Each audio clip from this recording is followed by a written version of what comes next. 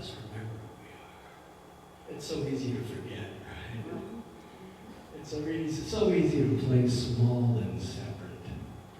So easy to feel guilt or sadness or shame, to get caught in that behind that big wall that I think separates me. Everybody else is doing just fine, but I'm the one who's feeling separate and alone and scared.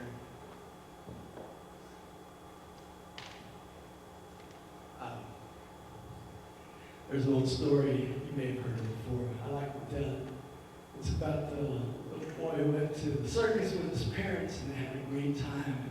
And intermission came and they went out to the lobby and the little boy asked if he could have some cotton candy and the parents said, sure, that's cotton candy, he's been eating it and having fun. And then this friendly stranger came up to them and said, what's a little boy like you eating such a big cotton candy for?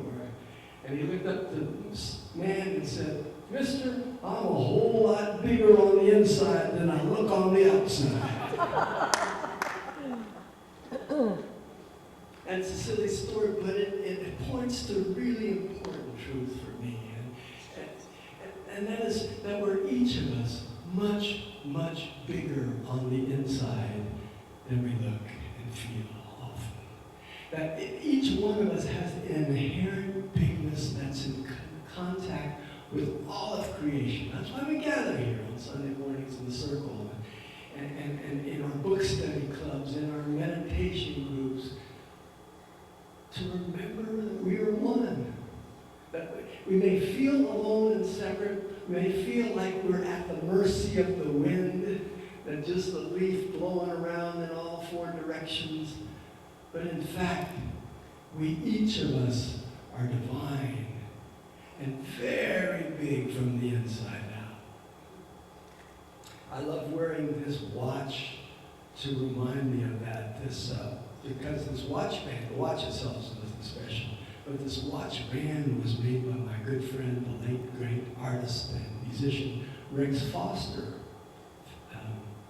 He made jewelry out of fossils. And this particular watch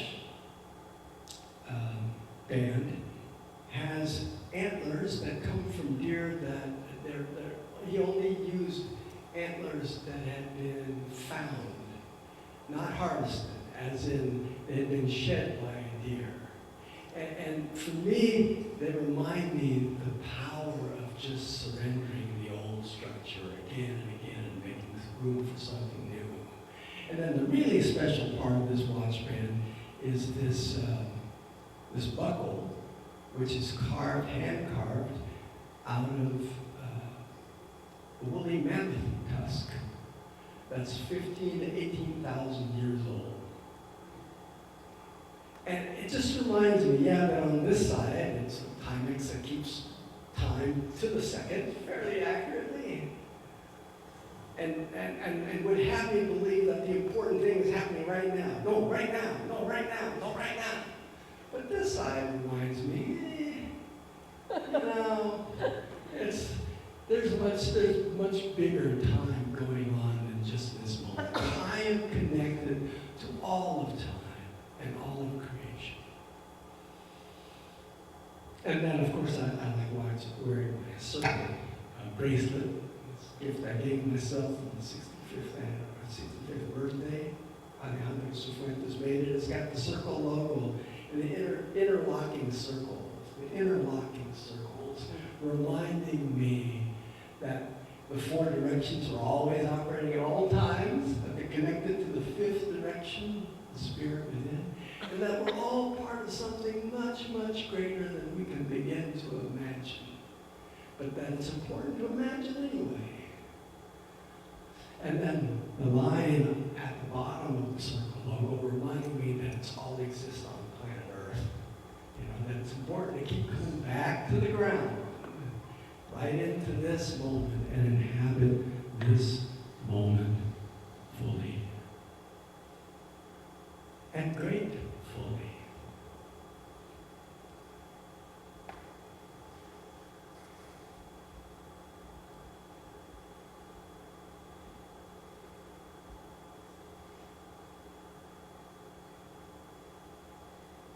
There's an expectation. I'm holding the microphone, you're sitting there. You're sitting there expecting something to be said. That's worth listening to. And if I stop for 15 seconds like I just did, what's he thinking? Well, he's just trying to think of something. But if I stop for 2 minutes and just stood here looking at you,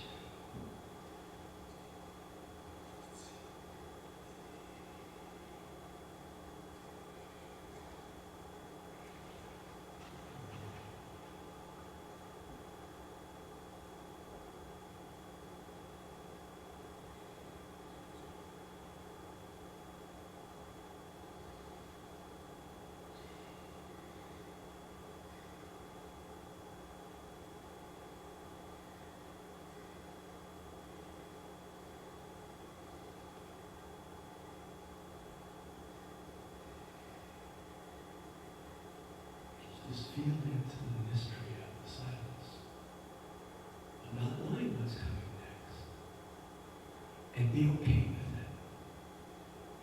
That's what life is asking of me every minute, to let go of my plan and my expectation and my judgment of, oh, this is how it's going to be, this is how that person should act, this is how the world should be, this is what the Democrats and Republicans should be doing.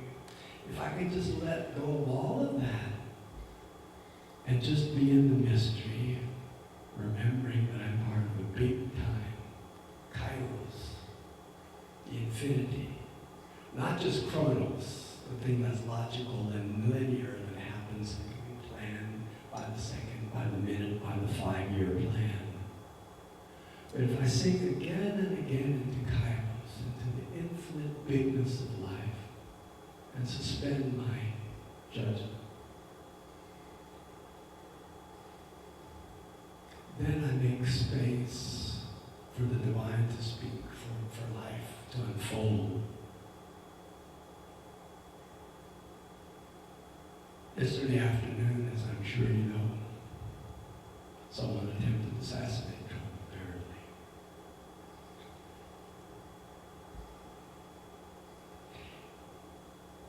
And at a very deep level, I truly believe many of us are sitting at the edge of our seats wondering what will happen on November 5th, or actually on November 7th, and November 9th, and November 12th.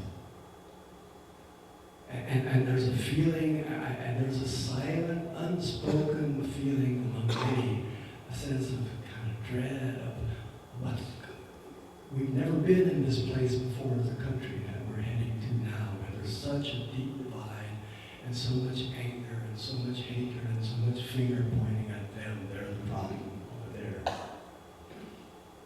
Now, I believe you and I are called, I feel called, and I'm inviting you to feel called to be peacemakers on the planet, to be willing to breathe into that place of division and separation and smallness and blame, to breathe into it, to feel it, to not pretend it's not there, but to breathe into it, and so that we can feel the other side of it, which is kairos time, which is infinite, which is love, which is bigness. And yes, I know that's much easier to say than to do. But that's why we gather here, to remember alone and together that we have the power to choose again and again peace and joy and love, because peace is a choice. It's not just a pretty song, it's not a bumper sticker, it's a powerful mechanism for changing our experience of life. Again and again, we're called to make that choice of peace and love and connection, to see beyond the anger and the division and the disconnection into the truth of who we really are.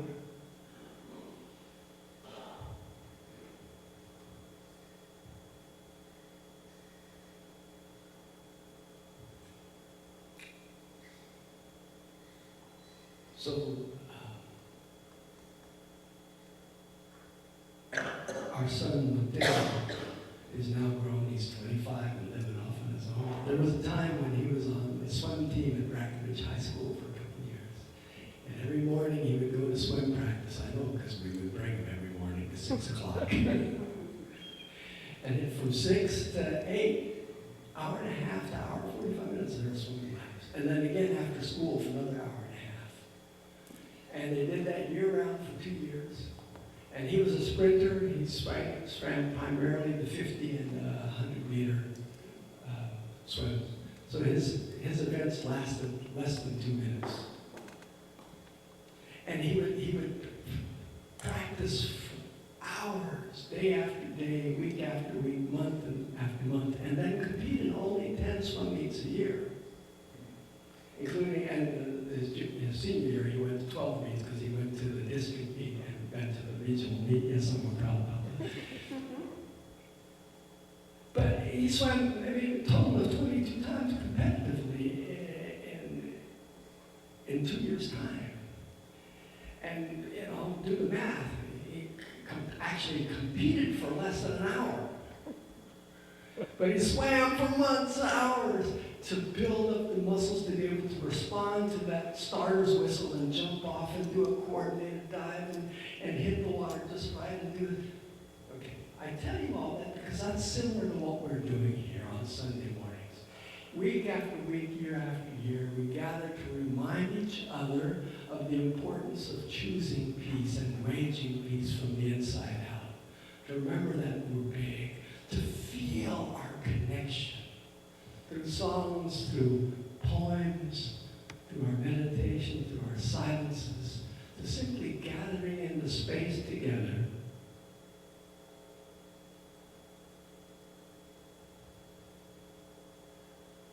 to face into the unknown. To be willing to face the mystery and let go of our certainty and our judgment. And we do that as a team. We remind each other. And when one of us forgets to us, the rest of us are here to sing and dance and share poems and remember. So they can be pulled back into the reminder. We are free, we are unlimited. There are no chains that bind us, and we can choose peace. So, having said all that, that's all my warm-up pitch, okay? I was just getting ready to make the pitch. Now here comes the pitch. The pitch is, won't you join me in a peace meditation? It comes from a Buddhist tradition called Tonglen, which is basically breathing in the pain of the world and breathing out love and compassion. Breathing in the anger that led toward an assassination attempt, breathing out compassion.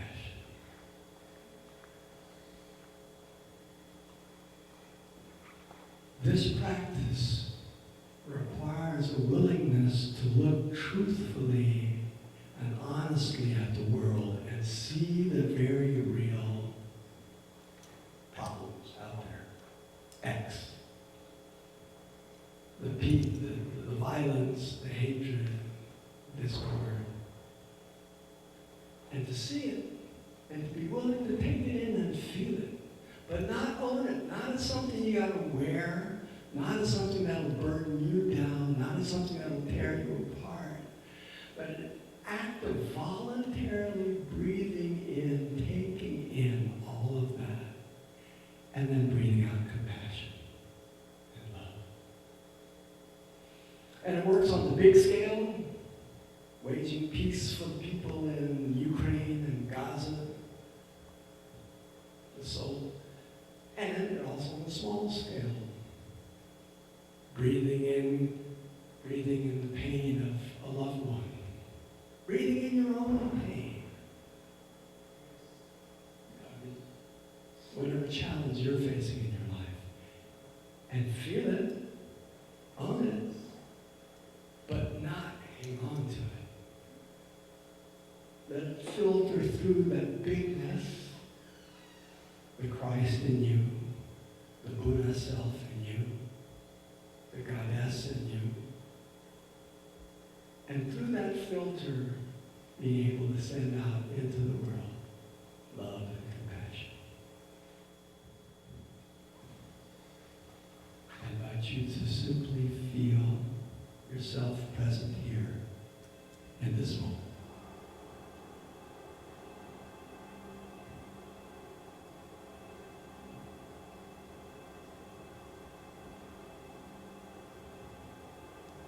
Feeling both sides of my watch, the second, right here, but also the infinity of the mammoth tusk, reminding you of the bigness of Kairos, the fullness of time, infinity. But feeling yourself present in this moment, aware of your body, just the way it is, without needing to fix or change anything about yourself or the world around you. Feel your willingness to simply be present with the bigness that you truly are within.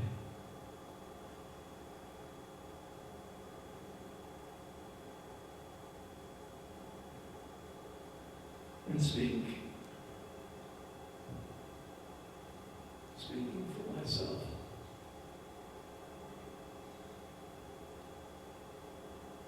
I open to the higher power of my understanding.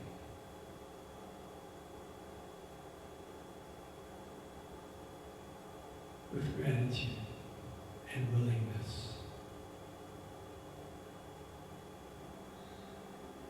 Knowing only good will come from my willingness to open to the suffering of the world.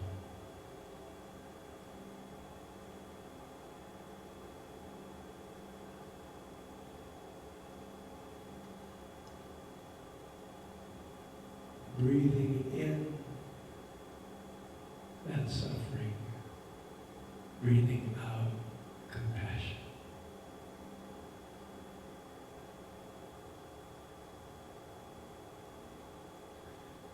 Perhaps to begin, you would breathe in the suffering of a loved one,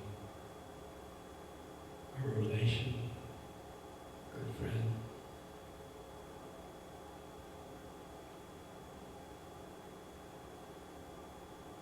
Start with this person you know and breathe in their suffering,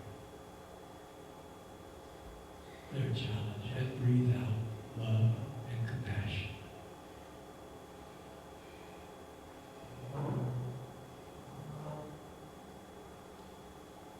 Take your time. There is no rush. No right way, no wrong way to do this.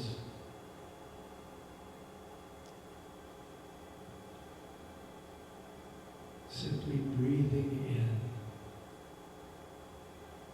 the suffering of the loved one, perhaps visualizing him or her, and exhaling love and compassion.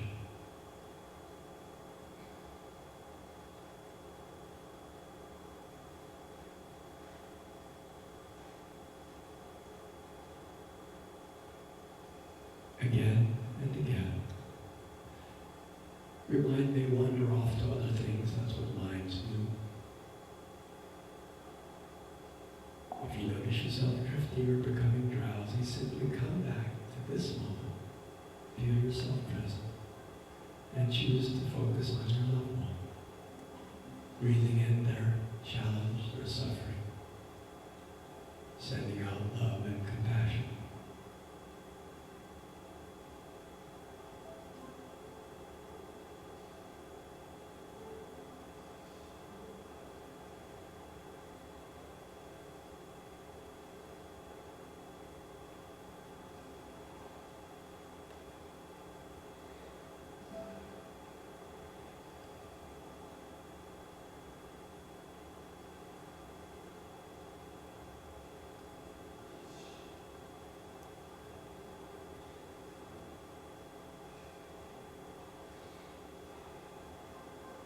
And now open your heart and mind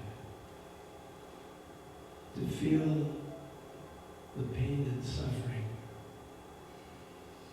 of the people in Gaza and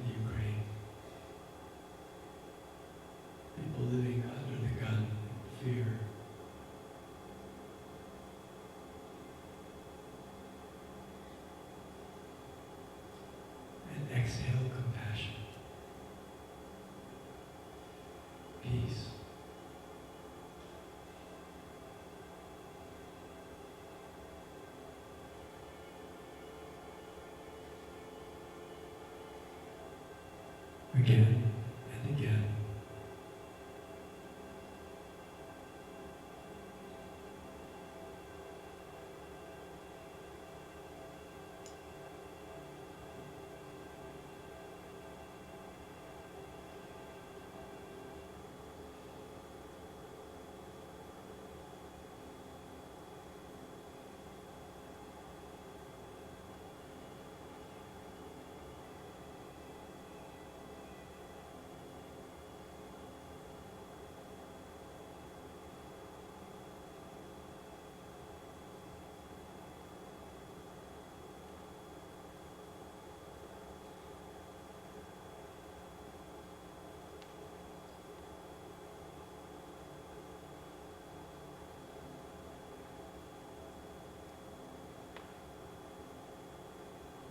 And finally, feel your willingness to simply be present as peace, radiating your love and blessing to all of creation. With each breath, taking in the suffering of the world,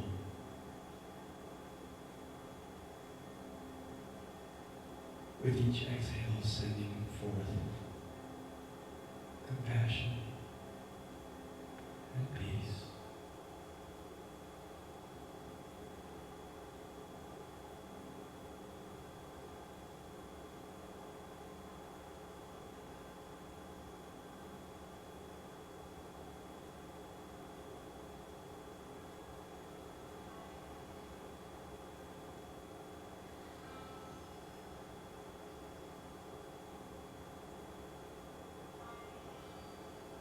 Feel your willingness to wage peace from this inside out simply by being the bigness you truly are.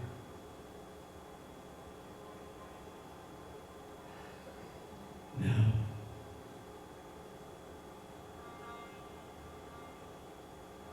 and now.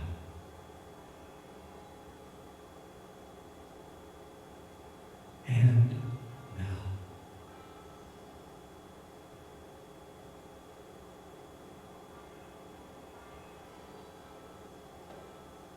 Again and again. Remembering we are one.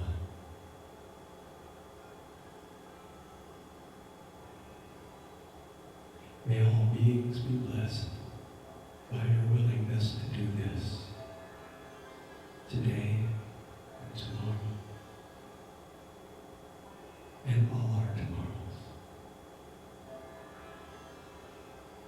And so it is, and so may it be.